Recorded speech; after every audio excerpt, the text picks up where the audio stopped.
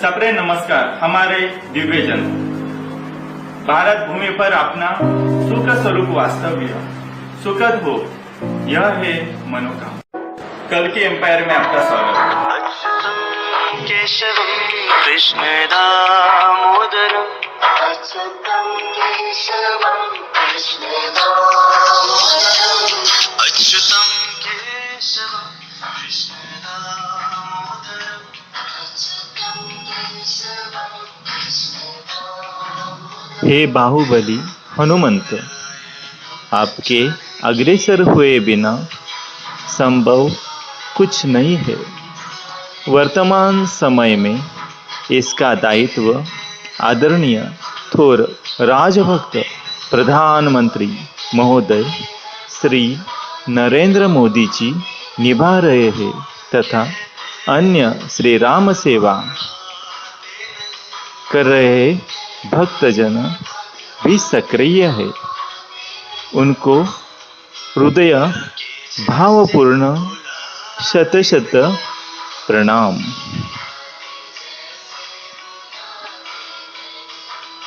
संकट पार्श्वभूमि सदृश हे मनुष्य, तुझ परामर्श दिया जा रहा है कि युगों का लक्षण उसी के अनुरूप आचरण मनुष्य करते हैं। इसी कारणवश संधि युग व्यतीत हो रहा है और कलयुग की जीवन शैली बंद हो जाने की कगार पर है तथा सत्ययुग प्रारंभ होने के लिए पूर्ण पार परिश्रम अनिवार्य है।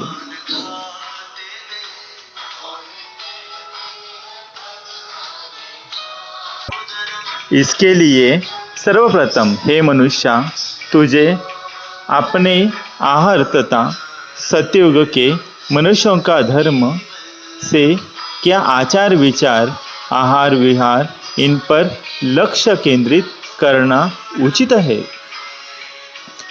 संक्षिप्त से मनुष्य देह प्राप्त पश्चात उद्दिष्ट हे उदंड पुण्य अर्चित दिव्य कर्मे करते मनुष्य देह धारण मनुष्य, तुझ विस्मरण हुआ है कि तेरा यह मनुष्य देह प्राप्त तूने प्रचंड परिश्रम पूर्वक पुण्य संग्रह करके किया हुआ है और अब भी तू इस माया के बंधन से मुक्त होने के लिए परमपिता परमेश्वर के अखंड ध्यान से तथा सद्गुरु द्वारा दिए गए ज्ञान सदृश अमृत वचन तथा उपदेश से यह अलौकिक मायावी बंध तोड़ सकता है।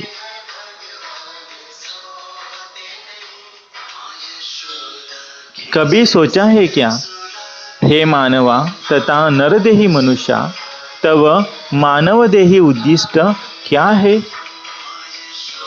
तो समझ, तेरे 4 देह है, उसी का निरसन उद्दिष्ट है। तो सुन, 4 देह कौन से है? प्रथम देह स्थूल देह,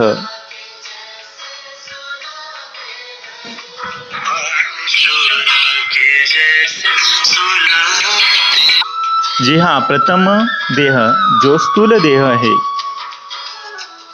जो अन्न देह भी है, उसका उद्दिष्ट आहार शुद्धि तथा सात्विक आहार है। द्वितीय देह सूक्ष्म देह जो ज्ञान देह है, उसका उद्दिष्ट ब्रह्म ज्ञान प्राप्त करना है। उसमें जगत गुरु कृपालु जी तथा श्री समर्थ रामदास कृत बैठक इत्यादि इत्यादि है। तृतीय देह जो कारण देह है और वही मनोदेह है, उसका उद्दिष्ट विषय विकार पर नियंत्रण करना है। उसमें विशेषतः स्वामी विवेकानंद तथा शुकमुनि इत्यादि है। चतुर्थ देह महाकारण देह जो विज्ञान देह विज्ञान यानी विशेष ज्ञान यानी आत्मज्ञान है। उसका उद्दिष्ट सप्त चक्र जागृति है। उसमें आदर्श गौतम बुद्ध तथा दिव्य प्राचीन ऋषि इत्यादि इत्यादि समावेशक है।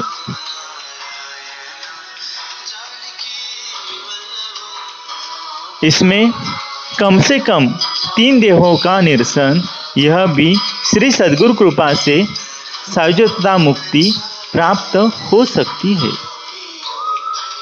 तो आज प्रथम देह के बारे में हेतुपूर्वक ध्यान केंद्रित करने की वजह अति गुज है, क्योंकि अत्यंत समीप सत्ययुग खड़ा है। 2038 से हे मनुष्यगणों, निर्धारित मनुष्य ही सत्यलोक में प्रवेश प्राप्त है। बाकी के पशु पक्षी तथा पुण्यानुसार अगणित योनियों में प्रस्थान करेंगे। जो दिव्य कर्म धारण हुए मनुष्य है, वह प्रथमतः इस प्रथम देह का निरसन गंभीरपूर्वक ले।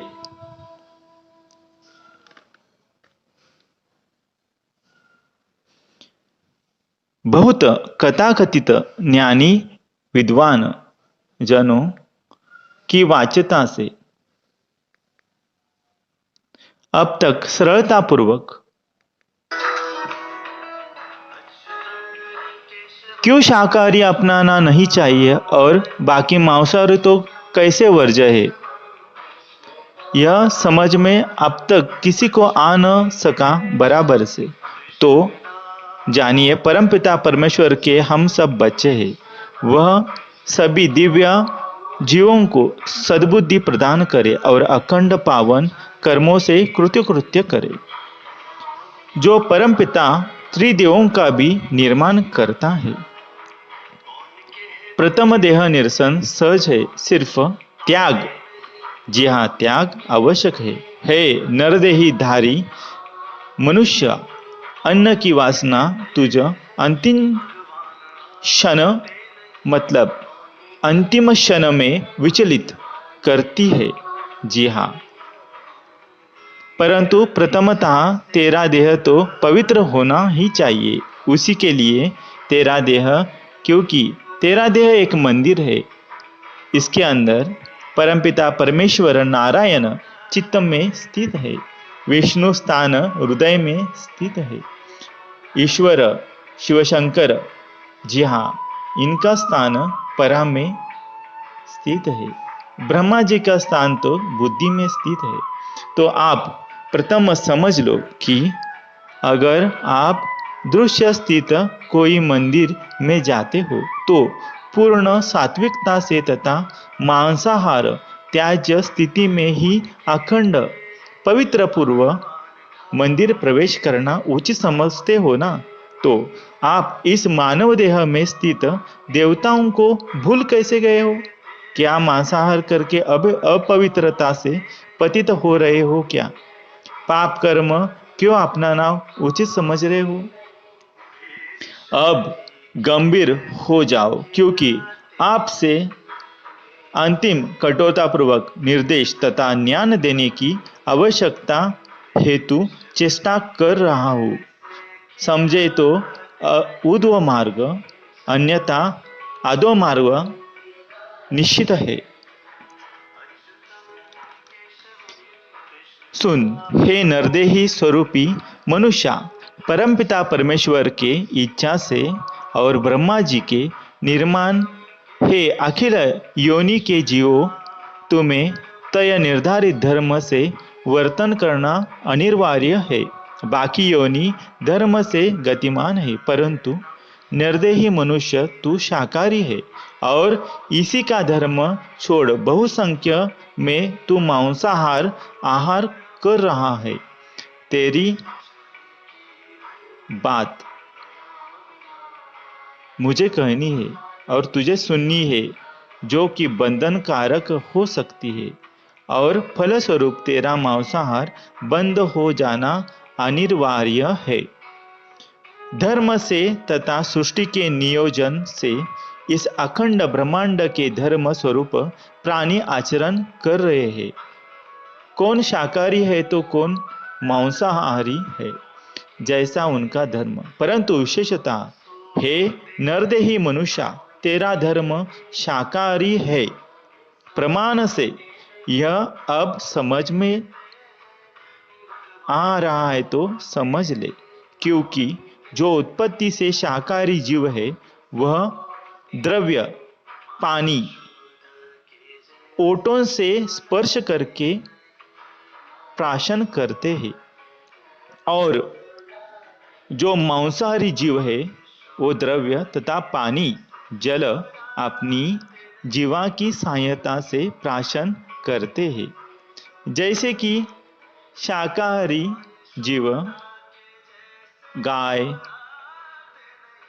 बैल, भैंस, बकरी, घोड़ा इत्यादि इत्यादि अपनी ओट से जल प्राशन किया करते हैं। और जो मांसाहारी जीव है जैसे बाघ, शेर, चीता, कुत्ता, बिल्ली इत्यादि इत्यादि जो है वो अपने जीवा से जल प्राशन किया करते हैं। तो सोच, हे नरदेही मनुष्य, अगर तू तेरे शाकाहारी धर्म से जागृत हो जा और सोच, तू जल प्राशन ओट से करता है कि जीवा से जल अंदर खींच के करता है। यही सरलता पूर्वक स्पष्ट है। और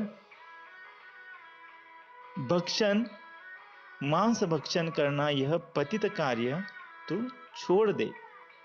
अगर तू प्रथम देह के धर्म स्वरूप तू शाकाहारी बन गया तो तुझे द्वितीय देह से सद्गुरु की कृपा हो सकती है और अलौकिक ब्रह्म ज्ञान प्राप्त होना संभव है। समय बहुत कम बचा है। द्वितीय देह, तृतीय देह तथा अति विस्तीर्ण समय जिसे लगता है वह चतुर्थ देह का निरसन अब भी शेष बाकी है। हे मानव देह बहुत अमूल्य, अलौकिक तथा अति दुर्लभ है। उसे कैसे ही मत जीवन व्यतीत करो। हे मनुष्य, कल की